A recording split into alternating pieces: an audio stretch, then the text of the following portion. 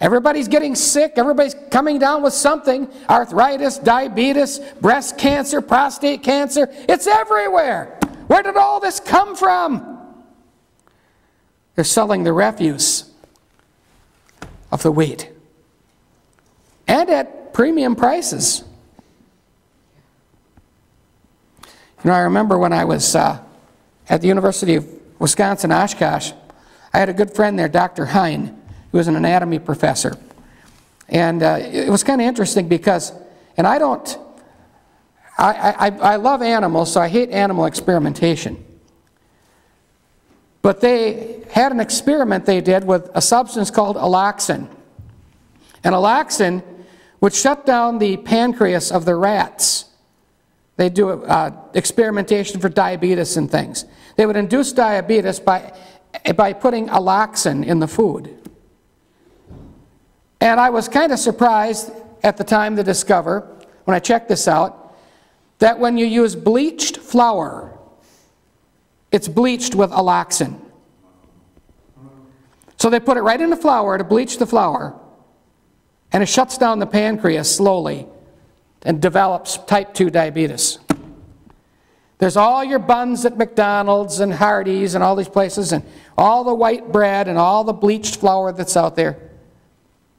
Hey, this stuff is coming from somewhere. Right. And since you don't want people to get Alzheimer's from aluminum cans, you coat it with BPAs. So they get other forms of cancer.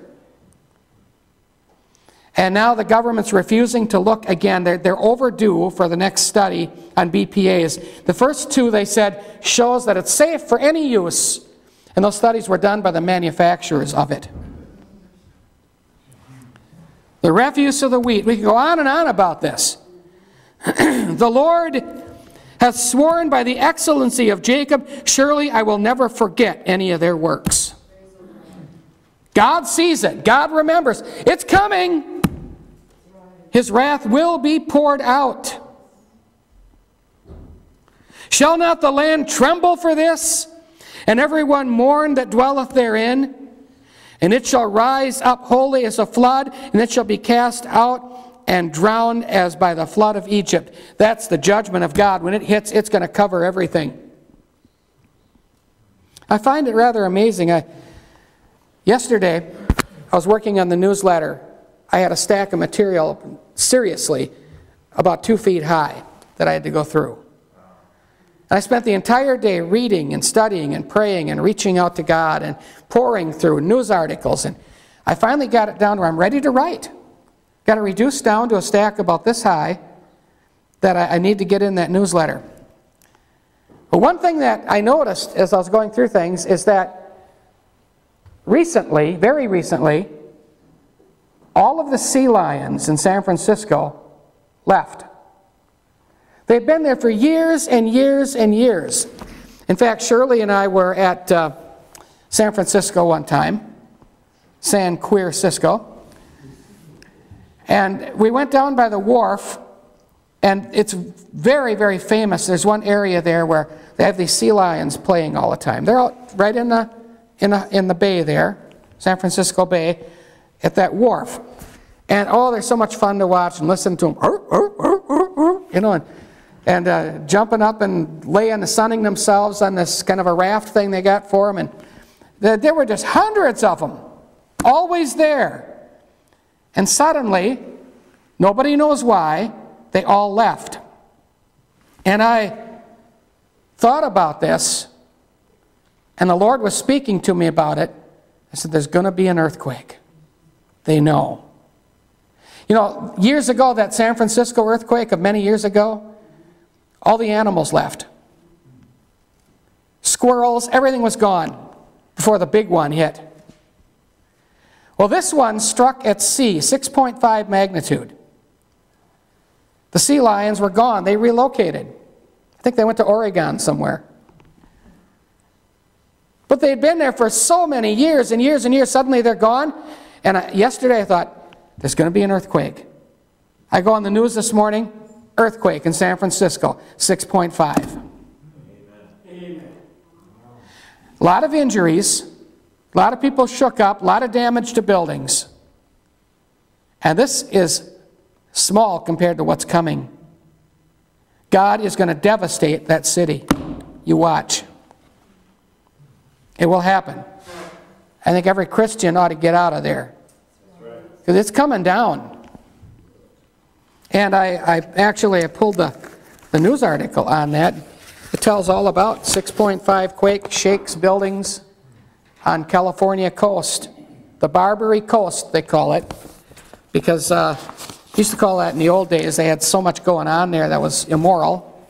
But anyway, another thing that I ran into when I was looking, and this all ties in with this so well.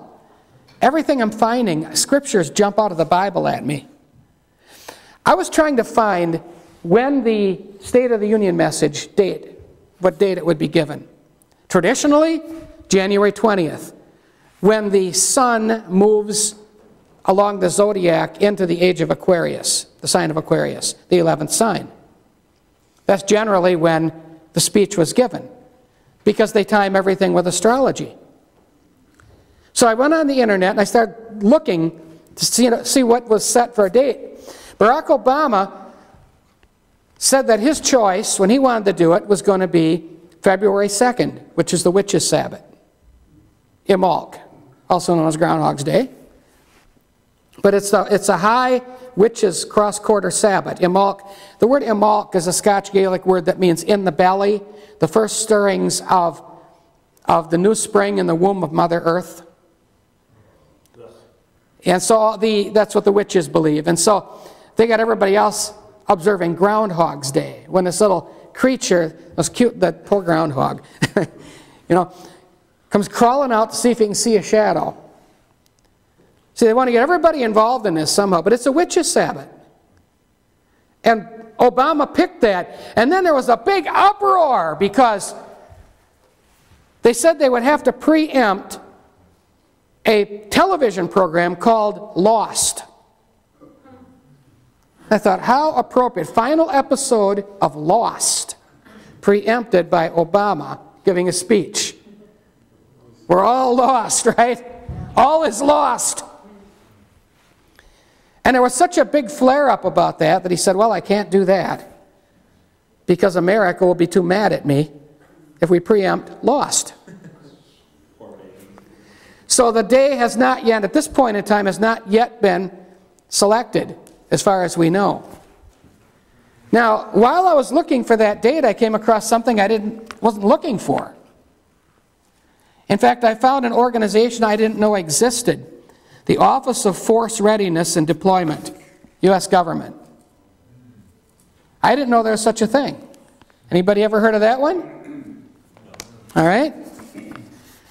The Office of Force Readiness and Deployment, and there was an article, as you go into it, the 2010 State of the Union Address. And here's what it says.